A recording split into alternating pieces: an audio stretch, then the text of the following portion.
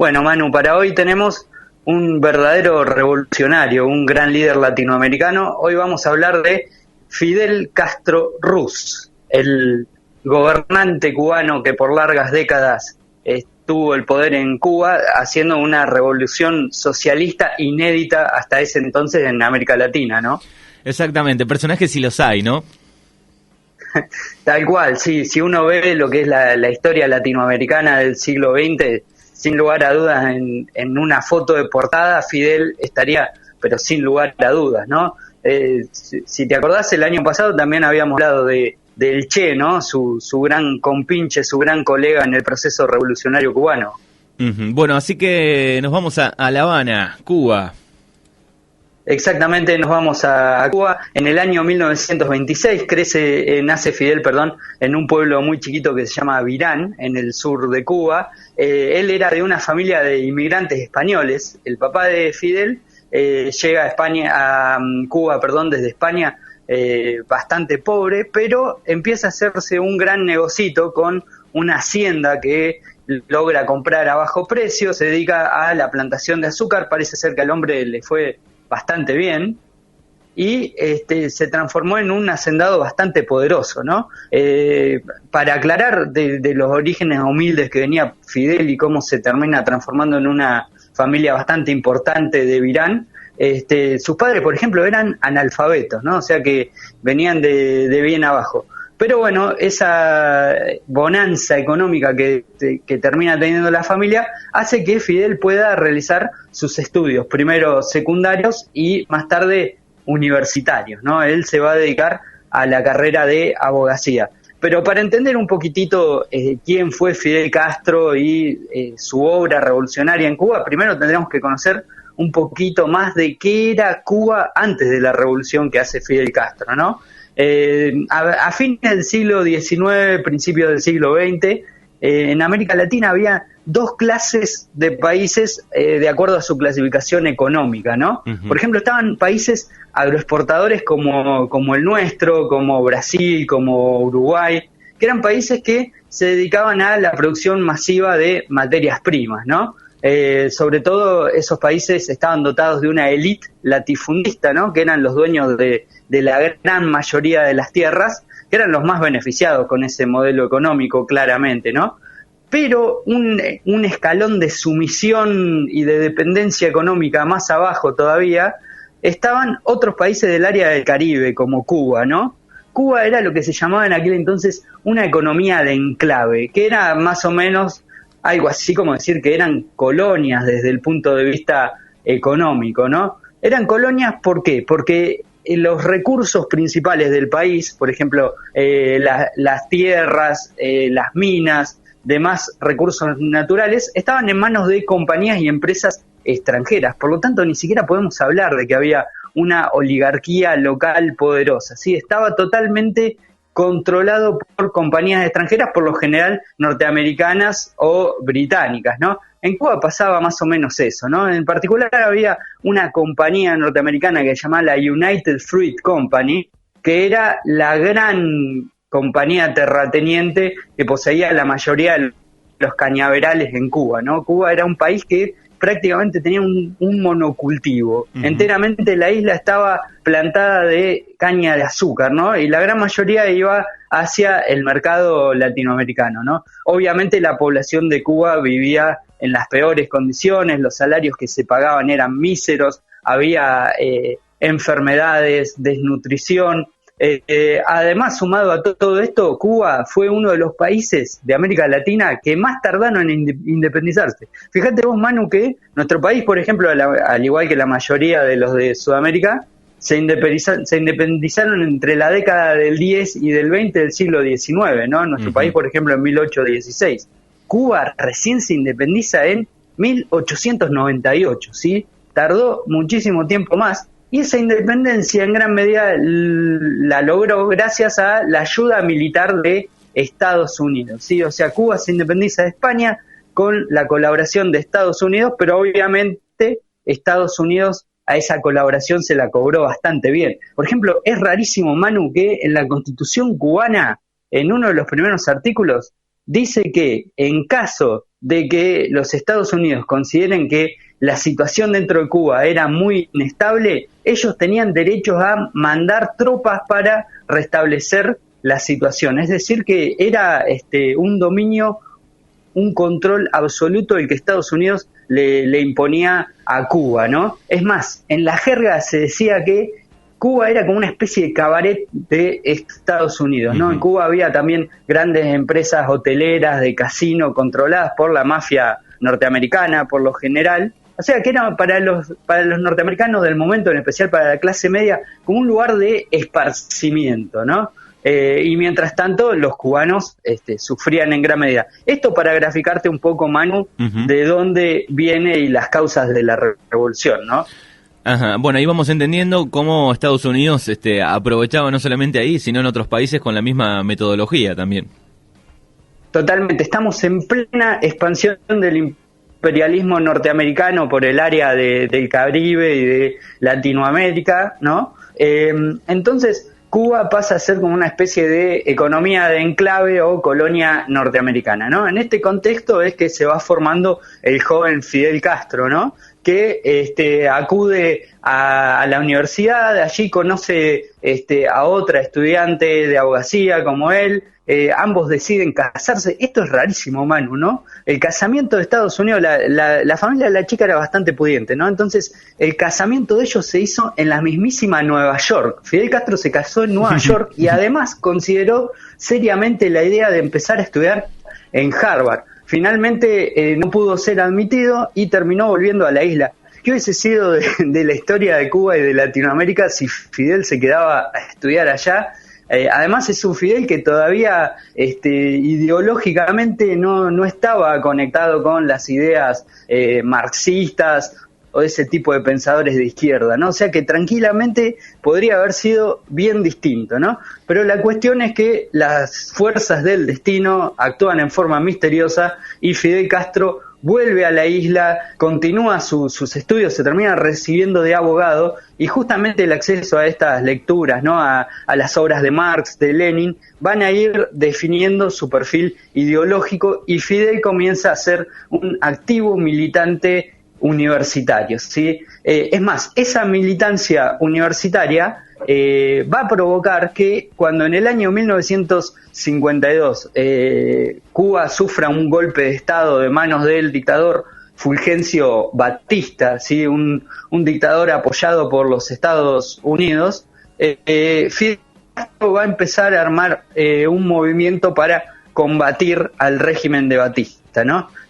Con otro grupo de jóvenes estudiantes, tienen una breve preparación militar y se emprenden una aventura bastante osada, ¿no? Lo que tratan de hacer es tomar uno de los principales cuarteles militares de Cuba, que se llamaba el cuartel Moncada, a las afueras de la ciudad de Santiago, una de las más importantes de Cuba, y la idea era crear ahí un primer foco revolucionario y tratar de poner de parte suya a la opinión pública, porque la dictadura de Batista estaba bastante mal vista, ¿no? Entonces, de esa manera, lo que trata de hacer Fidel es tomar por asalto el cuartel Moncada, pero termina en el fracaso absoluto. Estamos en el 26 de julio de 1952, Manu.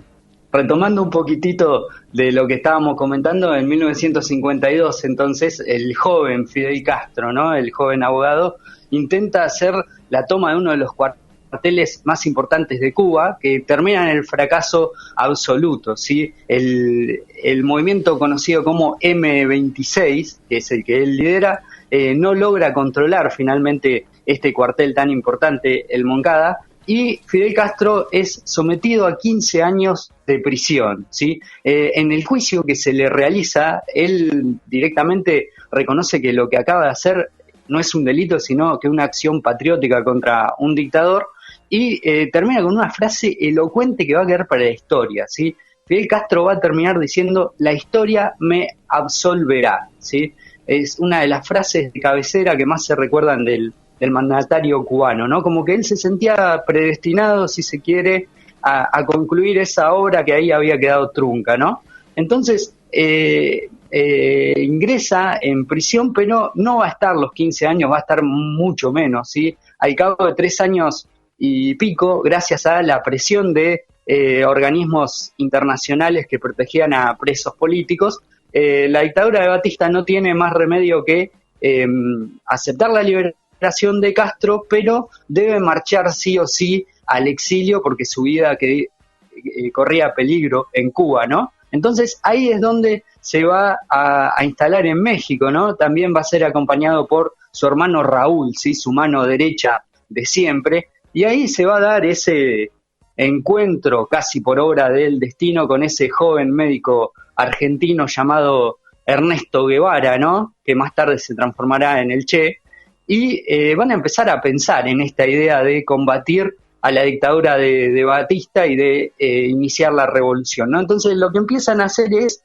a recolectar armamento, empiezan a buscar financiamiento para comprar armas, para entrenarse, ¿no? Ahí en México, consiguen un yate que va también a quedar para la historia, su nombre, ¿sí? Es más, el periódico más importante de Cuba hoy lleva su nombre, ¿no? El viejo y recordado Granma, ¿no? Un yate antiguo que lo acondicionan para que los 80 guerrilleros entrenados, al mando de los cuales está Fidel, decidan emprender el viaje a Cuba. Y bueno, la travesía fue complicadísima, ¿no? Estuvieron a punto de hundirse, el bote no aguantaba el sobrepeso de tanta cantidad de personas, terminaron desembarcando en un lugar equivocado porque las corrientes los llevó hasta allí, ¿sí? Y para colmo de males, la dictadura de Batista ya estaba avisada de que se estaba preparando esta expedición, los reciben a puro fuego, ¿no? De hecho, de los 80 y pico de tripulantes iniciales, terminan quedando solamente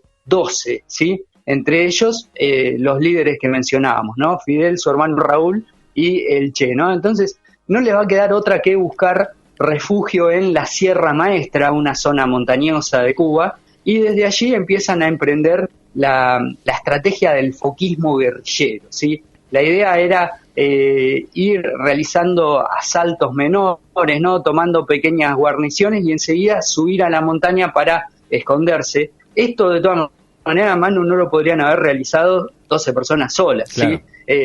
Muy temprano Fidel empieza a hablar con los campesinos, los guajiros de la zona, ¿no? Les empieza a convencer de su programa de tomar el poder, de modificar la economía cubana, de realizar una reforma agraria, y entonces ese pueblo lo va a ir ayudando, le va a ir dando cobijo, y este foco guerrillero no hace más que crecer, ¿sí? Es más, internacionalmente se difunde la idea de que los guerrilleros eran algo así como jóvenes idealistas, ¿no? Existe una idea muy romántica sobre ellos, se dejan crecer las barbas, que va a ser una marca típica de los guerrilleros cubanos. Y bueno, luego de una serie de victorias muy importantes por parte de Fidel y del Che, el 1 de enero de 1959 el movimiento guerrillero logra tomar La Habana, y ahí podríamos decir que empieza la historia grande de la Revolución Cubana, ¿no? Cuando ellos llegan al poder. Estamos hablando de precisamente ¿qué año? Año 1959, entonces es el origen, el inicio de la Revolución Cubana en el poder, ¿sí? Batista huye a los Estados Unidos, donde va a pasar los últimos años de su vida, y entonces ahí Fidel se ve, si se quiere, con las manos libres para empezar a instrumentar todas las reformas que había pensado. Manu, Fidel estuvo en el poder ininterrumpidamente desde 1959 hasta 2008. Si bien fue ocupando cargos fluctuantes, todo el mundo sabía quién tenía el poder en Cuba, ¿no? Por ejemplo, en una primera etapa fue primer ministro, después será presidente, será comandante del ejército revolucionario, presidente del Partido Comunista. O sea, si bien va a ocupar distintos cargos, todo el mundo sabía que en Cuba se hacía todo y absolutamente todo bajo la supervisión de Fidel Castro, ¿no? Más tarde, cuando termine su periodo de gobierno, va a ser reemplazado por su hermano Raúl, ¿no? Que sigue gobernando Cuba hasta hoy en día. Pero bueno, cuando Fidel está en el poder, empieza a tomar medidas ciertamente polémicas, ¿no? Por ejemplo, las empresas norteamericanas propietarias de los cañaverales, de las refinerías de Cuba, empiezan a ser expropiadas y nacionalizadas, ¿sí? Es decir, el Estado cubano comienza a absorber esas tierras y empresas, empieza a repartirlas entre los guajiros. Poco a poco Fidel se va a ir declarando marxista-leninista, ¿no? Lo cual automáticamente le genera un rechazo enorme por parte de los Estados Unidos, ¿sí? El gobierno norteamericano hasta ahí como que a los guerrilleros cubanos no los tomaba muy en serio, les parecían, ¿no?, como algo así como bichos raros, ¿no?, como guerrilleros románticos, pero ahora están en el poder y están socavando el tradicional poder norteamericano en la isla, por lo tanto les empieza a molestar mucho, ¿no? Y más cuando Fidel comienza a acercarse al archienemigo de Estados Unidos, que es justamente la Unión Soviética, ¿sí? Estamos en pleno auge de la Guerra Fría y Estados Unidos se da cuenta de que tiene un nicho comunista a solamente kilómetros de su territorio, lo cual hizo que empezasen a arbitrar todos los medios necesarios para tratar de ahogar el estallido revolucionario y que no se siga propagando por el resto de América Latina, ¿no? Bueno, ¿y qué medidas Estados Unidos empezó a implementar contra Cuba? Bueno, ahí es donde los norteamericanos empiezan a pensar seriamente primero en una intervención militar a Cuba, ¿sí? Es más, en el año 1961, cuando el presidente norteamericano es John Fitzgerald Kennedy, intentan una invasión, en realidad no por parte de Estados Unidos, sino por un grupo de mercenarios entrenados y armados por el ejército norteamericano, porque Estados Unidos no quería comprometerse oficialmente en este asunto. Lo que intentan es una invasión en la bahía de Cochinos, ¿sí? En esta acción bélica, el mismo Fidel Castro está en primera línea de combate, ¿no? Después de esta fallida invasión por parte de los norteamericanos, Fidel va a ver un alza en su popularidad enorme, ¿no? Y empieza a ser visto como un ícono antiimperialista. El intento de invasión es sofocado rápidamente por el ejército cubano y ahí es cuando Fidel logra un acuerdo con Nikita Khrushchev, el presidente de la Unión Soviética, para que la Unión Soviética ponga bases de misiles nucleares en Cuba que alcanzan un radio de kilómetros que incluye varias ciudades de la costa este norteamericana, ¿no? Por lo tanto, los yanquis se sienten sumamente amenazados por esta cuestión y en el año 1962 es cuando se llega a la famosa crisis de los misiles, que para muchos fue el momento donde se estuvo muy cerquita de desatar un verdadero apocalipsis nuclear, ¿no? Porque tanto Estados Unidos como la Unión Soviética tienen misiles nucleares apuntándose mutuamente y las negociaciones se fueron haciendo cada vez más tensas al punto de que tanto en el gobierno norteamericano como en el gobierno soviético empezaron a presionar las alas más extremistas para que se pulse el botón rojo. Es decir, en los dos bandos había varios líderes militares que insistían en que era el momento de atacar nuclearmente al enemigo, ¿no? Esta tensión máxima logró disolverse luego de arduas negociaciones y llegan a un acuerdo Estados Unidos y la Unión Soviética en el cual la Unión Soviética retiraba los misiles nucleares de las bases de Cuba, pero los norteamericanos retiraban los suyos que tenían en Turquía. Sin embargo, Fidel quedó sumamente disgustado con esta situación porque no incluyeron a Cuba dentro de las negociaciones. La única promesa que logró arrancarle Khrushchev a Kennedy es que Estados Unidos se comprometía oficialmente a no invadir ni intentar invadir en el futuro nunca más a Cuba, ¿no? Y bueno, finalmente esa promesa se cumplió. Pero los norteamericanos obviamente no iban a descansar hasta tratar de sofocar a la revolución. Entonces ahí se dieron cuenta que había una estrategia que podía ser mucho más eficaz, ¿no? Que era la del bloqueo económico. Estados Unidos era el líder del bloque capitalista y logra instalar en los demás países la idea de que es imposible negociar con un país comunista como Cuba, y entonces se le cortan todas las vías de negocio, de intercambios, de importaciones, exportaciones, lo cual hace que la economía cubana sufra enormemente porque se quedan sin mercado para colocar todas las toneladas de azúcar que vendían. Por lo tanto, la Unión Soviética y los países del este de Europa comienzan a ser sus principales compradores. Para muchos historiadores anticastristas, si bien Cuba salió del imperialismo norteamericano, entró como una especie de dependencia del imperialismo soviético, ¿no? Entonces, bueno, ahí es donde Fidel corta del todo relaciones con Estados Unidos y se lanza en esta especie de confrontación personal en la cual Fidel mismo sobrevive a 10 presidentes norteamericanos y sufre por parte de la CIA, Manu, nada más ni nada menos que 637 intentos de asesinato. Sí, así como lo escuchás, los servicios de inteligencia cubanos, quizás exageren un poco, pero contabilizaron 637 intentos de homicidio, ¿no? Bueno, en los 70 hubo alguno que les pegó, digo, ¿no? Con víctimas. Sí, bueno, atentados se empezaron a hacer en la isla, hicieron estallar barcos que venían con armas desde Europa para la defensa de la revolución. Sí, hubo atentados organizados por la CIA a su figura personal también. Por ejemplo, intentaron, hay cosas insólitas, ¿no? Intentaron espolvorearlo con una especie de polvo que le hiciera caer la barba, porque creían que la barba era la marca registrada de Fidel y que eso debilitaría su imagen dentro de Cuba, ¿no? Otra fue tratar de envenenar sus habanos, ¿no?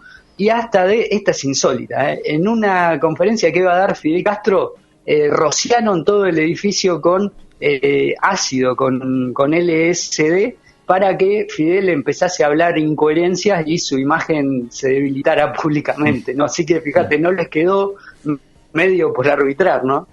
Y totalmente invencible, Fidel. Y bueno, Fidel resistió de hierba mala, ¿no? Resistió a todos esos embates, ¿no? Y la revolución en Cuba siguió adelante con sus pros y sus contras, ¿no? A pesar de que la revolución tenía el objetivo de salir de esta idea del monocultivo de la caña de azúcar y de diversificar la economía, la verdad es que en eso tuvieron bastante poco éxito, ¿no? No se pudo consolidar una industria cubana desarrollada, con bloque soviético también tenían esta cuestión, ¿no? De que Cuba quedaba como productor exclusivamente de caña de azúcar. En ese sentido no se lograron muchos avances. En lo que sí se lograron muchos avances fue, por ejemplo, en áreas claves como la educación y la medicina, ¿no? Por ejemplo, Cuba fue uno de los primeros países de su región absolutamente libre de analfabetismo, ¿no?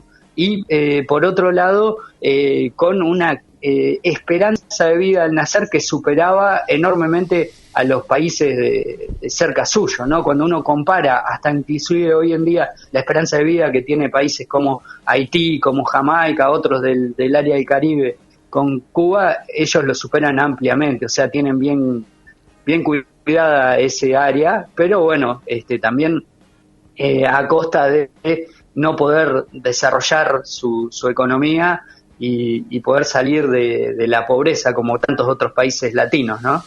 Y hoy en día, ¿en qué nivel se encuentra eso, Cuba? Bueno, también hay que decir que mientras la historia siguió adelante, Cuba tuvo que adaptarse bastante a los nuevos tiempos, ¿no? Por ejemplo, una cuestión fundamental fue en la década, fines de la década del 80 y principios de la década del 90, cuando cayó el muro de Berlín, ¿no? Y se vino abajo el bloque socialista, la Unión Soviética se disolvió. Muchos pensaban que en ese momento la revolución cubana tenía básicamente los días contados, ¿no? Porque un país bloqueado, un país que todavía tenía una economía en vías de desarrollo y que le desaparezcan sus principales socios políticos y comerciales, era como una especie epitafio sobre ellos. Sin embargo, lograron readaptarse en aspectos que todavía no habían tocado, ¿no? Como por ejemplo el auge del turismo, de la hotelería, que sí,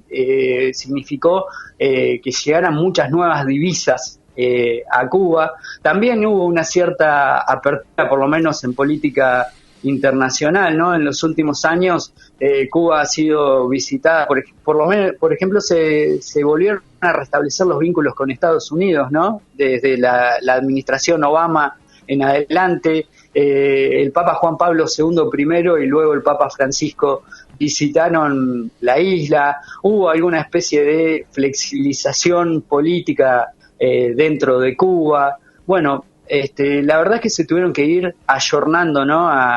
a los nuevos tiempos, y en eso es cuando Fidel, ya bastante complicado por sus achaques físicos, ¿no? Luego de una vida tan intensa, luego de haber concentrado tanto poder en su figura, eso le empezó a pasar factura y empezó a tener diversas dolencias. Lo tuvieron que operar, le tuvieron que hacer una cirugía intestinal bastante severa en el año 2008, ¿no?